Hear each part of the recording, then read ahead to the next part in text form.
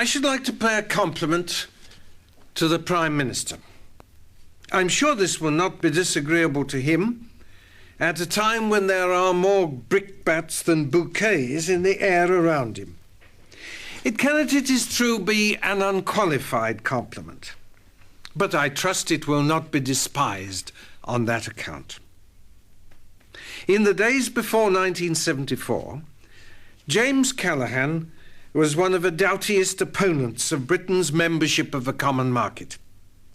He made many fine speeches exposing the disadvantages, both moral and material, which would attend upon that fateful, though happily reversible step. He voted solidly through the session of 1972 against the European Communities Bill, an act still on the statute book unamended, which made our entry possible by stripping the British Parliament of its historic right to be the sole source of legitimate power in this realm. What is more, he indicated the minimum requirements of Britain's interests that must be met if we were to remain associated with the common market, and he made no bones about declaring that they were incompatible with that crucial section of the 1972 Act which abrogated Britain's political independence. Hopes therefore were high among patriotic Britons when in March 1974 none other than James Callaghan became Her Majesty's Secretary of State for Foreign Affairs. And it is at this point that the complimentary allusions which I am making have to be qualified, indeed very severely qualified. Yet I will draw, as best I can, the kindly veil of palliation over the dismal interlude which followed. Backed though he was by a large majority of his cabinet colleagues, as Harold Wilson has revealed in his recent book, constrained and strengthened though he was by his own words and actions of previous years, the Foreign Secretary succumbed in little more than 2 months to the mephitic atmosphere of the Foreign Office. His single-handed determination proved insufficient to make head against the serried Mandarin ranks which had closed around him. He was overborne and made captive by those who were determined that parliaments and politicians might come and go, but that this island should remain a predestined province of the new super-state of Western Europe. It's not my intention to harrow your feelings by recalling in detail the dismal and even disgraceful story of the year which followed. I hasten onward to the more hopeful present. For scarcely had the deluded voters recorded, albeit a minority vote, at the referendum for reaffirming the renunciation of Britain's political and parliamentary independence, when one class of a community after another discovered by practical experience that their interests had been betrayed and their credulity had been practiced upon. Every promised and predicted benefit was swiftly replaced by an evident disadvantage or disaster. British industry found the expanded market was a bonanza for their competitors. British commerce discovered that their trading surplus with the rest of the world was swamped by a deficit with Europe. The farmers found that they had exchanged the decisions of their own government for the ruthless exploitation of the common market rules by others to their disadvantage. The fishermen became aware that Britain's right to defend her fishing grounds had been surrendered in advance. Above all, the consumer, the housewife, and among consumers, the poorer consumers in whose budget food bulks largest, learnt that they had been deceived. They had been told that before Britain there stretched the prospect of a world of scarcity, a world of higher prices, a world that would no longer have a surplus to sell to Britain, and that they ought to be grateful to take refuge in the safety of Europe, where supplies would be safe and guaranteed and priced upon the whole at levels advantageous in comparison. Of course, it was the opposite that happened. As the electorate had been warned by those to whom too few would listen, the world market speedily resumed its normal complexion, which for a century and a half had made Britain the crossroads of the oceans and given her people the highest standard of living of any industrial nation in the old world. Listen to what the Consumers Association had to say not long ago. Butter in the EEC is 270% of the world market price. Skimmed milk powder, 330%. Beef, around 200%.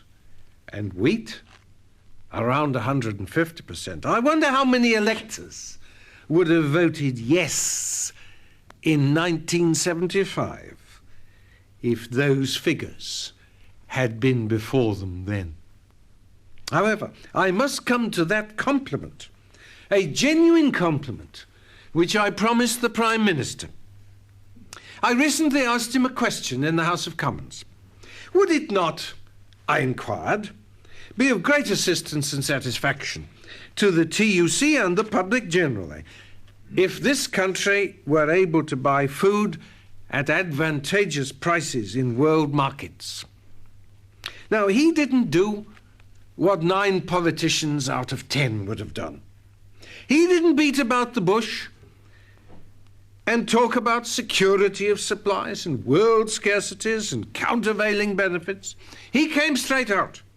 Yes, said I think it would. It was always one of the weaknesses of our entry into the community that the common agricultural policy does not suit our requirements.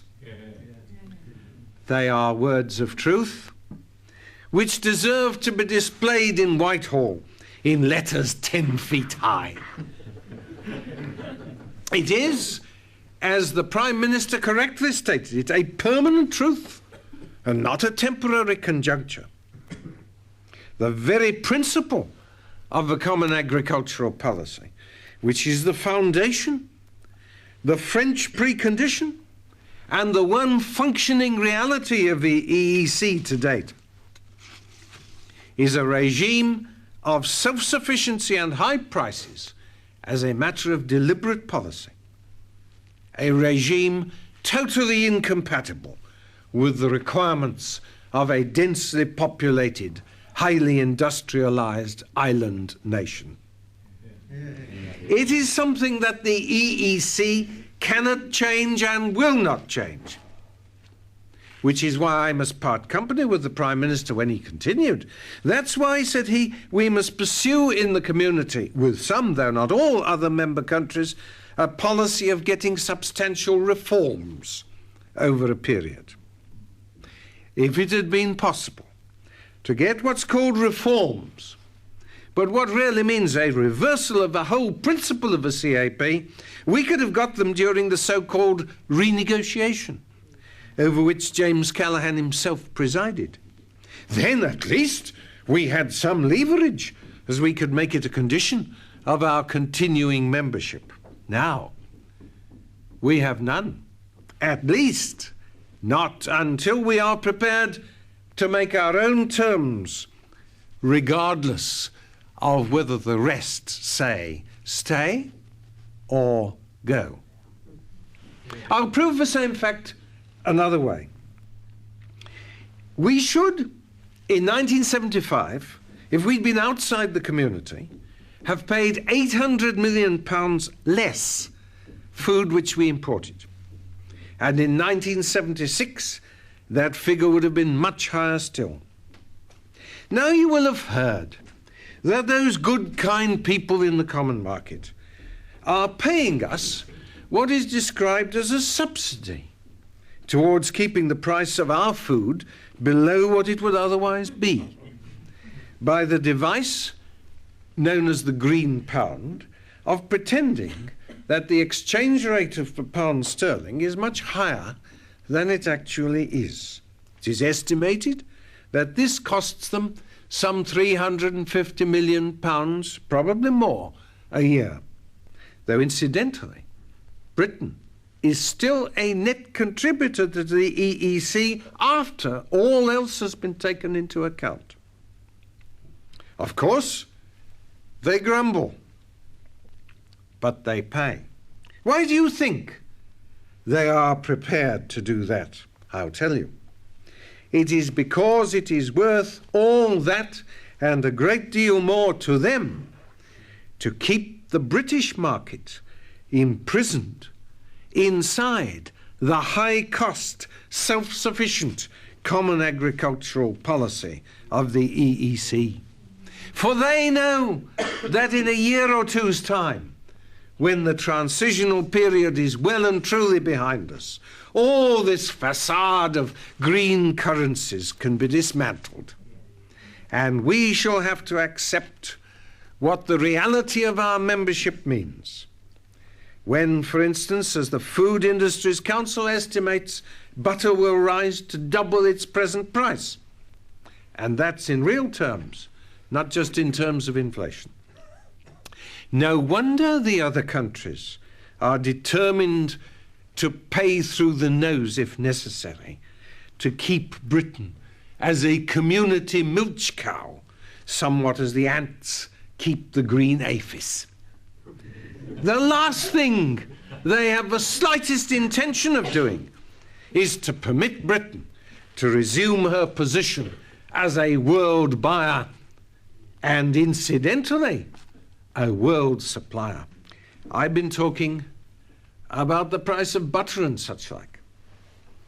But throughout this whole debate from the very beginning, I have stated my conviction that the question of Britain and the EEC is not a question of the price of butter. I repeat that now. It is a question of the national existence and independence of Britain itself. The whole business of food prices and the common agricultural policy is a symbol and a specimen of the degradation of Britain from a nation to a province, so that our laws and government and policies are no longer to be, in the Prime Minister's words, what suit our requirements. We were threatened that we could not feed ourselves unless we gave up our freedom. Now we find that we have given away our freedom, but the ability to feed ourselves is taken away from us. The lesson which has been taught to the British electorate since it made its grave but recoverable mistake is that in small things and in great things alike, there is no future for the British people which they will find tolerable, except as a sovereign, self-governing nation-state. Let there be no misunderstanding. They can regain that status, that future, if they will. There is a gratifyingly neurotic note creeping into the voices of those who proclaim with an insistency which belies conviction that the future national status of the United Kingdom, or rather its permanent loss of national status, was settled once and for all by the referendum in 1975. The owners of those voices would fain deny or forget the government's official statement made at that time that after the referendum, continued British membership will depend upon the continuing assent of Parliament. For all the anguish of the Europeanists, it becomes more evident with every passing month that the issue of Britain inside or outside the common market, is not just one live issue among many, but is the central political issue of coming years, to which all roads in politics lead back. The battle over Britain's national existence and parliamentary independence is a battle which will be fought through to the bitter end, however long it lasts. It is a battle in which no quarter will be asked and none will be given. It is a battle in the course of which all other political lines and links will continue to be overrun and broken as it surges one way or the other. It is a battle in which the bitterest foes of a past will stand together and the closest of old alliances be destroyed. I say these things in no spirit of bravado. They are cold and sober deductions from the fact that the fight is about the continued existence of a nation itself, an issue to which, by definition, all other political issues and causes whatsoever must be subordinate as to the greater which subsumes the less. In wartime, conservatives and socialists, nay, Tories and communists, sank their past differences and postponed their future divergent ambitions to fight together for the survival of the political nation itself. It is so again, but this time with the added bitterness that for many the cause of national independence has been deserted and renounced by the very party in the state which they had been accustomed to regard as synonymous with it. A man who wishes the United Kingdom to remain a part of the European Economic Community, and who thereby commits himself to this nation being one province of a European state, can be as honourable as the next. I've never denied that, provided that he openly acknowledges and professes the consequences of his opinion. He can be filled with benevolence towards his fellows, and genuinely convinced that as individuals, the peoples inhabiting this territory would enjoy important advantages as European provincials, which they cannot have as British nationals. But one thing he cannot be. He cannot be a patriot.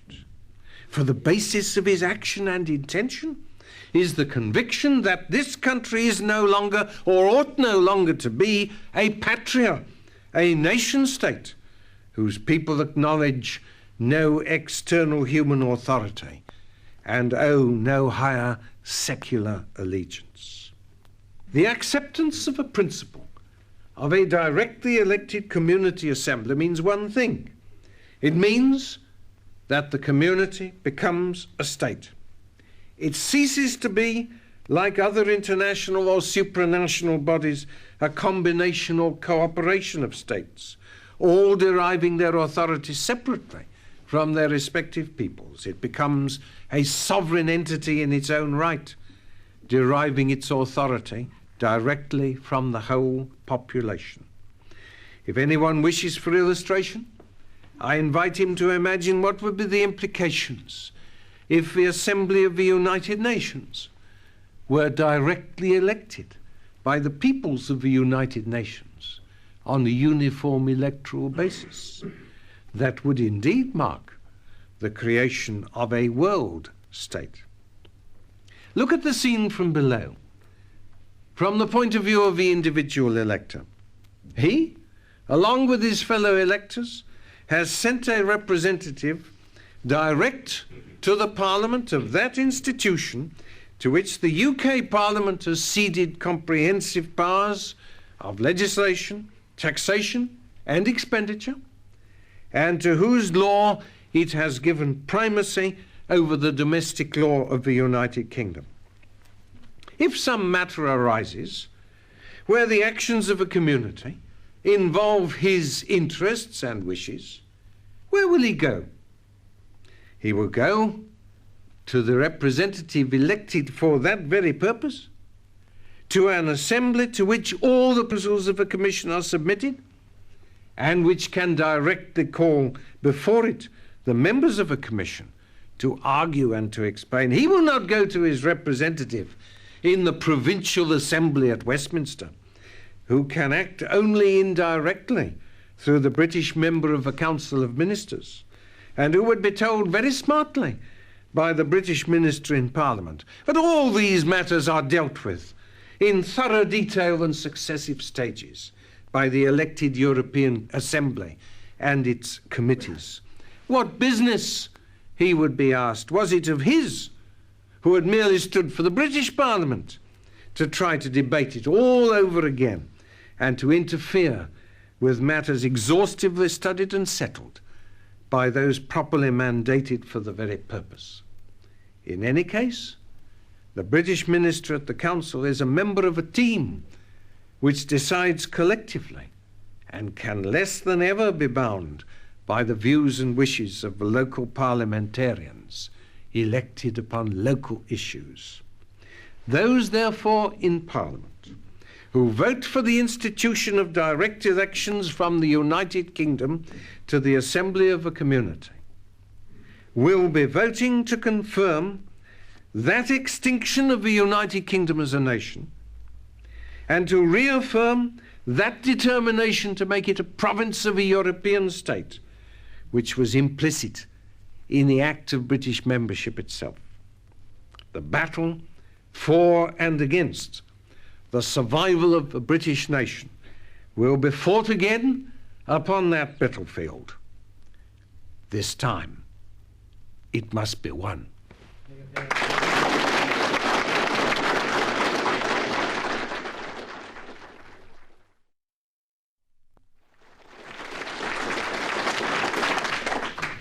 About to have practiced upon them a trick even cruder and more shameless than that by which they were cheated out of their inheritance of parliamentary self-government in the first place when we acceded to the European Economic Community. However, since the trick is basically the same one over again, it is to be hoped that the people will not be taken in twice, but will listen to those who warned them correctly before.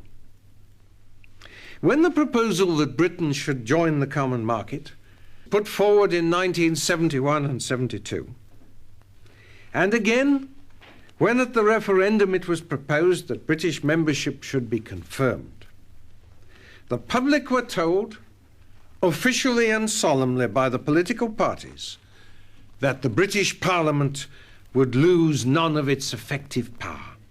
British ministers, it was said, could always veto whatever appeared to them to be contrary to British national interests. They dare not agree to anything that Parliament disapproved.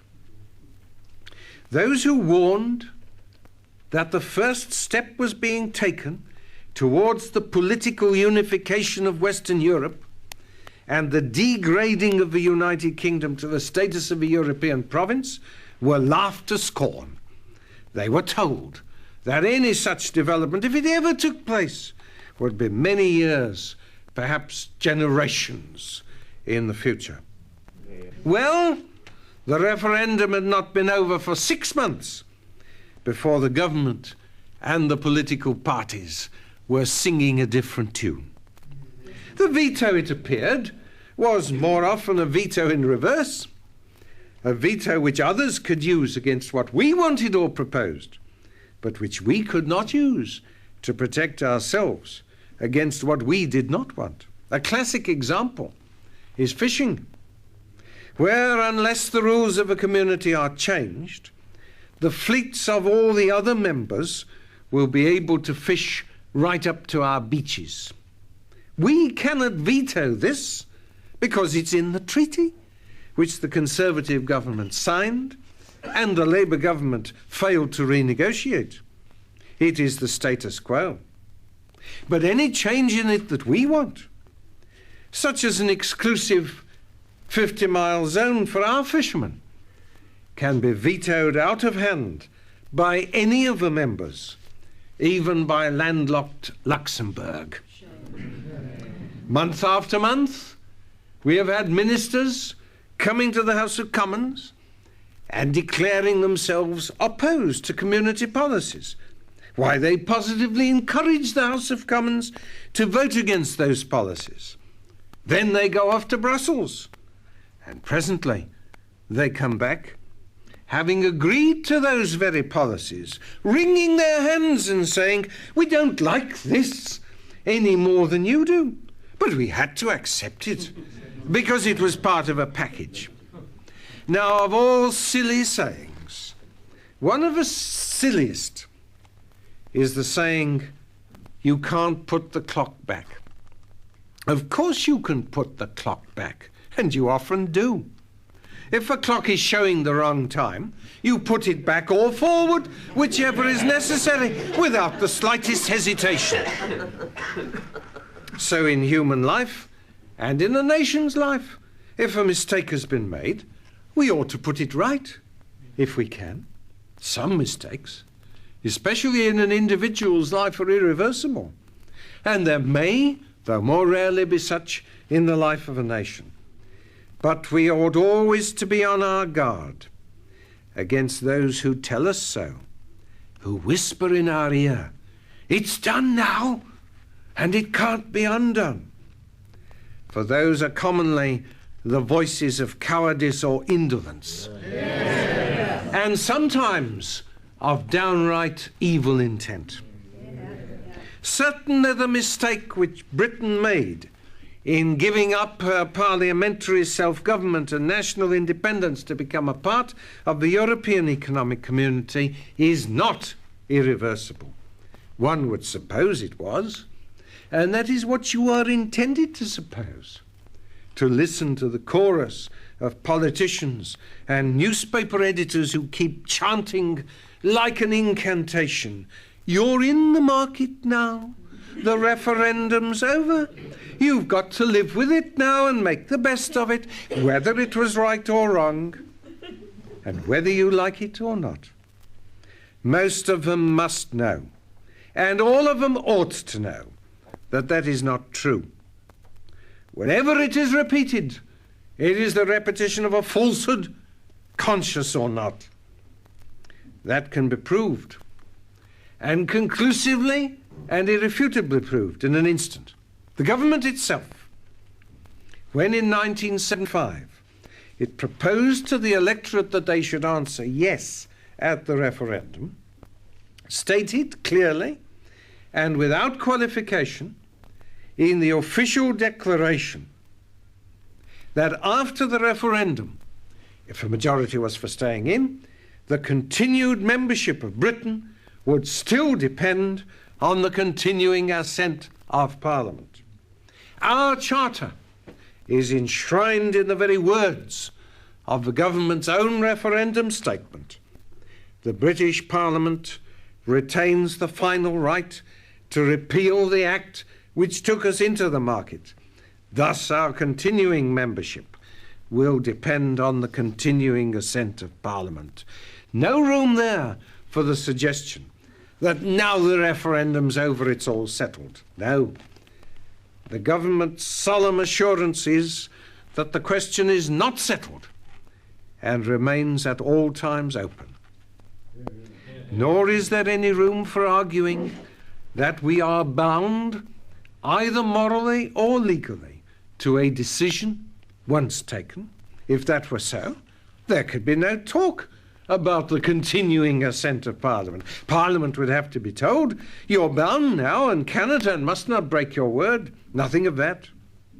Parliament, which is to say the electorate who create parliaments, is as free at any moment to withdraw its assent, either to British membership as such, or to anything argued to be implicit in British membership, as it is to alter the standard rate of income tax, roll on the day, or to repeal the 50-mile-an-hour speed limit, and roll on that day too. I have quoted the law to you. The formal legal position, as the government have officially affirmed it. But it would be disingenuous to pretend that there is not a higher law according to which no nation can be bound against its will to the surrender and renunciation of its freedom, independence, and sovereign identity. Yeah. The right to nationhood is one of those rights of which it may be said that time does not run against it. It is not yet known whether the Scottish nation will decide by a majority to resume the status which they relinquished in 1707. But if they do, I would like to hear their reply to those who would tell them that they could not do it because of a treaty of union. Quite right.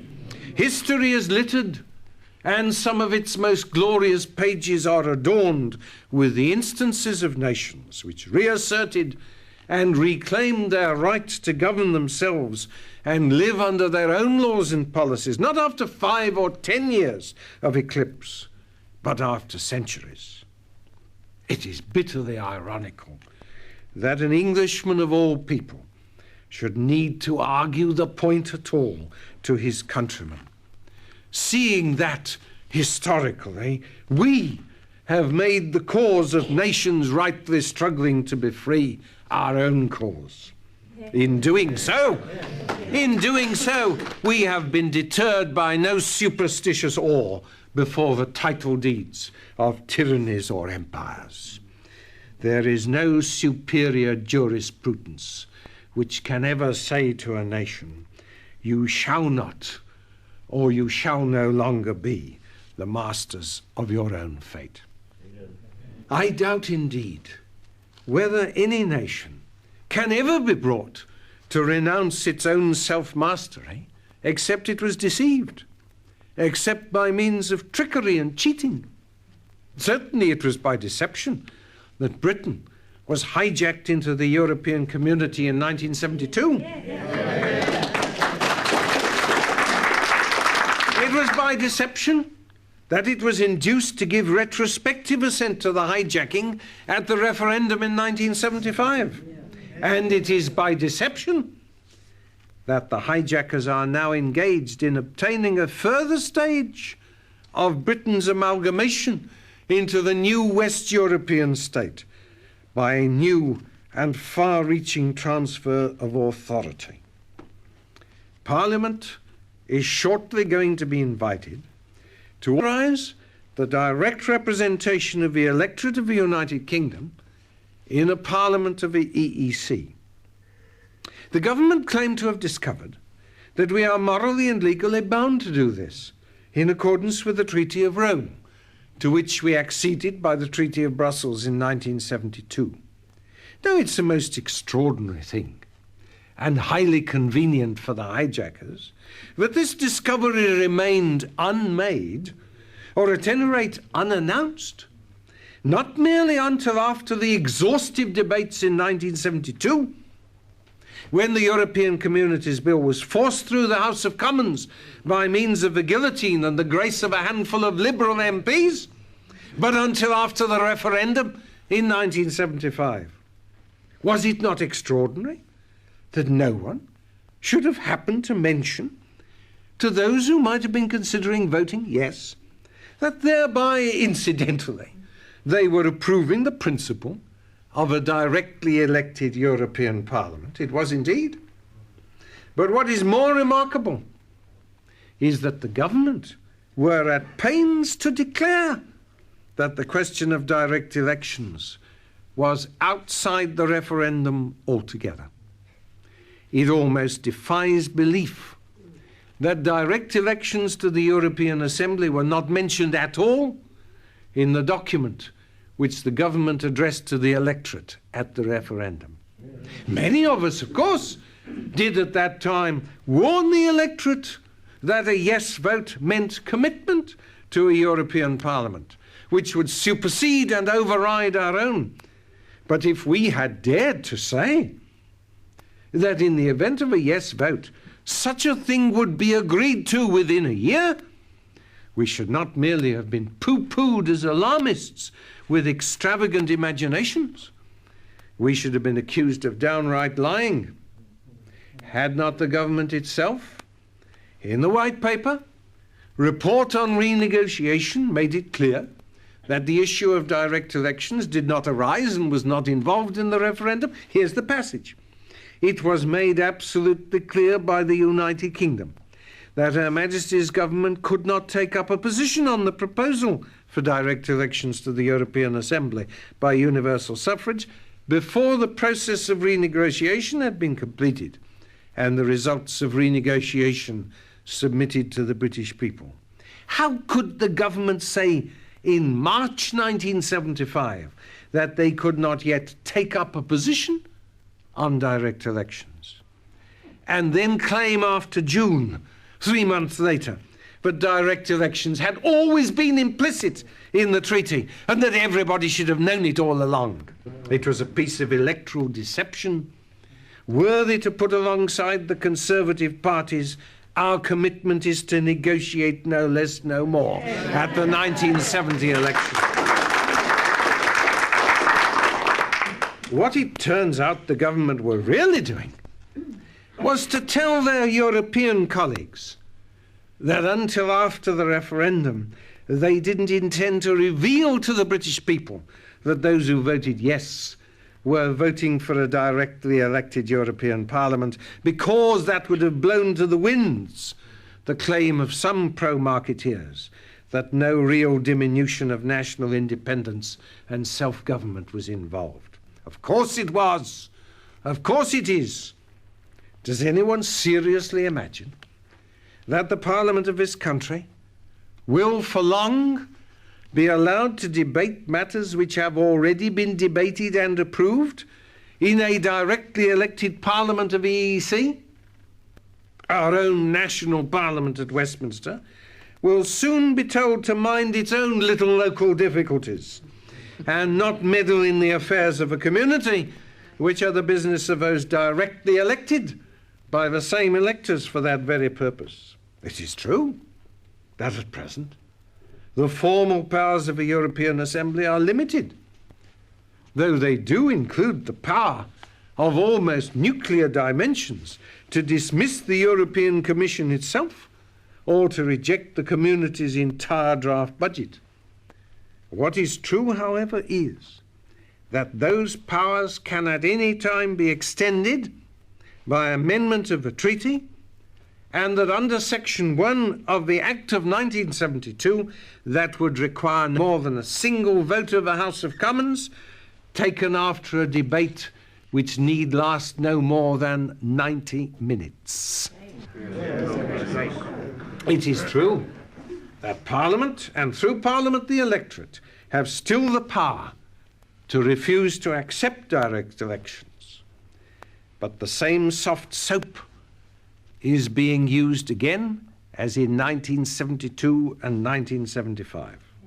On the one hand, we should be assured that it's only direct elections to the present Assembly, with its present limited powers which are at issue. There are no proposals for increasing those powers, so why worry? The argument will run.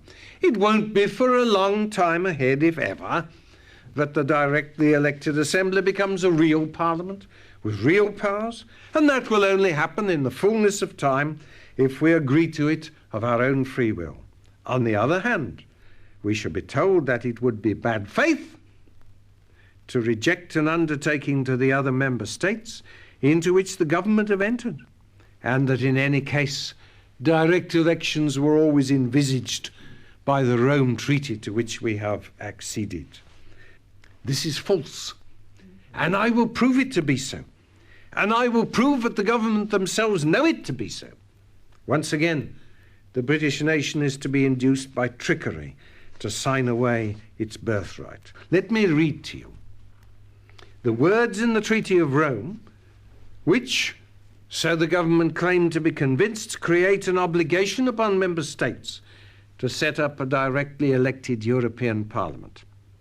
The article which lays down the procedure begins as follows. The Assembly shall draw up proposals for elections by direct universal suffrage in accordance with a uniform procedure in all member states. Now, This has nothing whatsoever to do with what the government are proposing, to stampede Parliament and the country into accepting. The attempt to cite the Treaty of Rome as committing this country to what the government propose is a barefaced piece of deception. The treaty does not refer to any old proposals for direct elections. It refers to elections by direct universal suffrage in accordance with a uniform procedure in all member states. Any proposals which do not provide for a uniform procedure in all member states do not comply with the treaty, and the attempt to use the treaty to commend or enforce them is not even a withered fig leaf to cover the nakedness of usurpation. Be under no misapprehension that that is what is involved in the issue of direct elections, and that it is fully intended by those who will strain every nerve to bring direct elections about. There cannot be coordinate authority between two sets of persons representing the same electorate. What the one gains, the other must lose, and the gain will be to the body which has the larger claim. Already, Parliament in 1972 has conceded to the community the right to legislate and tax and determine policy over the head and behind the back of the House of Commons. Already, so the judges have told us, the law of the community prevails over the law of the United Kingdom in case of conflict. The sphere within which these competencies are exercised by the community can at any time and any stage be enlarged by no more than one debate and a single vote in Parliament.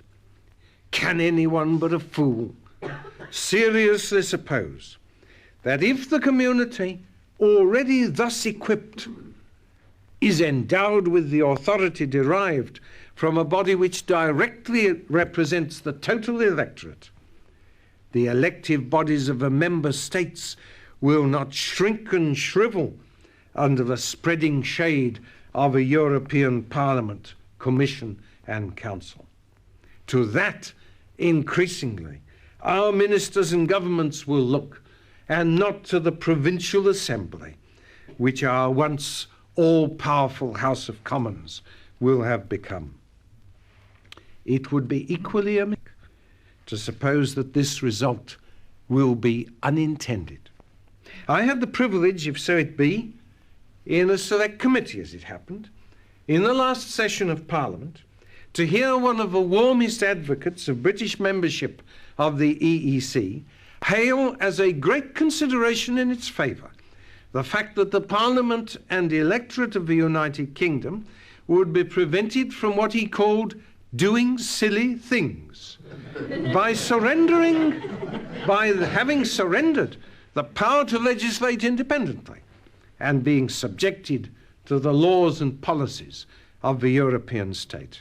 That, starkly, is the difference between a nation and a province, between self-government and subordination, between self-respect and self-contempt.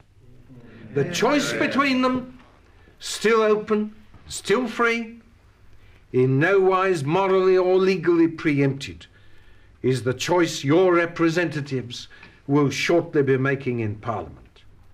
You still have the power to punish them if you take it otherwise than as you wish, but you must tell them, and tell them now. No politician can restore to a nation a spirit which is lost, or a pride and personality which have departed from it.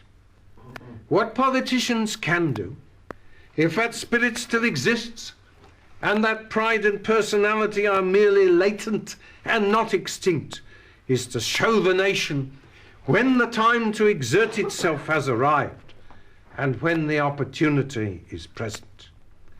The coming months, until the threat of a super parliament of a European state is averted, will be such a time.